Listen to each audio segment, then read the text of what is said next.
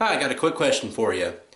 Does it make me a damn dirty communist that I almost enjoy shooting this more than I enjoy shooting this?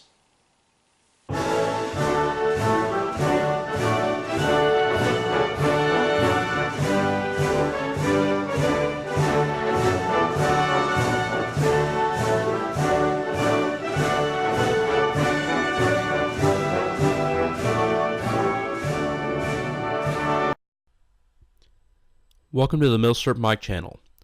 Today I have a Romanian TTC, which is almost an exact copy of the Soviet TT-33, so let's go into a little history. To start, we kind of have a chicken and egg scenario in the development of the 7.62 by 25mm Tokarev cartridge and the TT-30 pistol. Prior to and during the First World War, Tsarist Russians gained a fondness for the German C-96 broom-handled Mauser, which shot the 7.63 by 25mm cartridge, also called the 30 Mauser. Prior to the war, it was even put on a list of acceptable pistols that the police and military officers could purchase to carry in lieu of the Nagant M1895 revolver. During the Russian Civil War, the Red Army purchased smaller Bolo broom handles and ammo from Weimar Germany and started producing their own versions. In the late 20s, the Soviet Artillery Committee suggested a domestically produced pistol that could shoot the cartridge. The model 1930 7.62mm pistol cartridge was born and was intended for use in pistols and submachine guns. The 7.62 is basically a slightly modified and souped-up version of the Mauser cartridge. Also around this time, the Soviets looked to replace the Nagant M1895 revolver. During tests, a pistol from the closest thing the USSR had to John Moses Browning, Fyodor Tokarev, stood out. After trials, the pistol was named the TT-30 and adopted for use by the Red Army. While the TT-30s were being produced, several minor changes were made and the redesigned pistol was deemed the TT-33. While the intent was to replace the Nagant revolver, when World War II came, they ended up being used in conjunction with the Nagant during and after the war until both were replaced by the Makarov in 1952. Basically, the TT-33 and this TTC is similar to Browning's FN model 1903 externally and uses a short recoil tilting barrel system found in the 1911. The hammer and sear are much simpler and they are a modular unit that can be removed.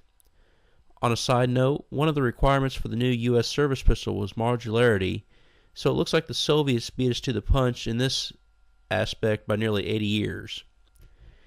Since the 7.62 by 25 was a hot, flat trajectory cartridge, it was great for penetrating the many layers of clothing worn during the winter fighting between Germany and the Soviet Union.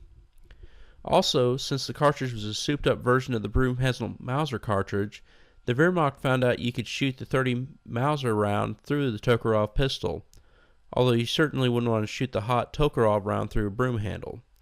So they could use captured TT-33s with ammo Germany already had in stock. Perhaps this is why when developing the Makarov, the Soviet Union developed a round and pistol where you couldn't use the 9x19mm round, and this would make a captured Makarov pistol worthless to the enemy.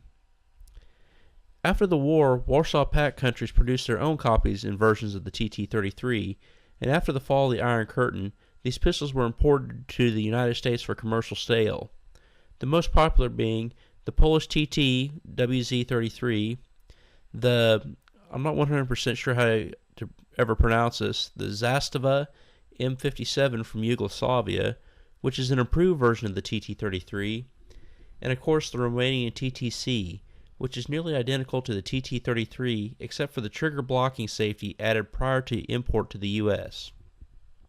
I purchased mine from Classic Firearms 2 or 3 years ago, and I'm pretty sure these pistols can still be had off and on for $250 plus or minus from places like Classic, AIM, and J&G sales. As for actually shooting, the TTC is a fun pistol to shoot. As I indicated in the intro, I actually enjoy shooting this more than my vintage 1911, which I know is sacrilegious, although to be fair, my 1911 has been rode hard and put up wet, while the TTC has been refurbished prior to sale. The PPU ammo I used is rated somewhere around 1700 feet per second, and the flat trajectory makes hitting your target at 25 yards fairly easy. The pistol is well balanced, and I'll have to say from shooting Makarov pistols in the past, the Makarov was not an improvement. The one malfunction you do see in the footage was caused by dirt in the magazine. So if you can get your hands on one, I definitely recommend owning at least one version of the Tokarev pistol. If you like what you see, check out some of my other videos, comment, like, and subscribe. Thank you for watching and have a great day.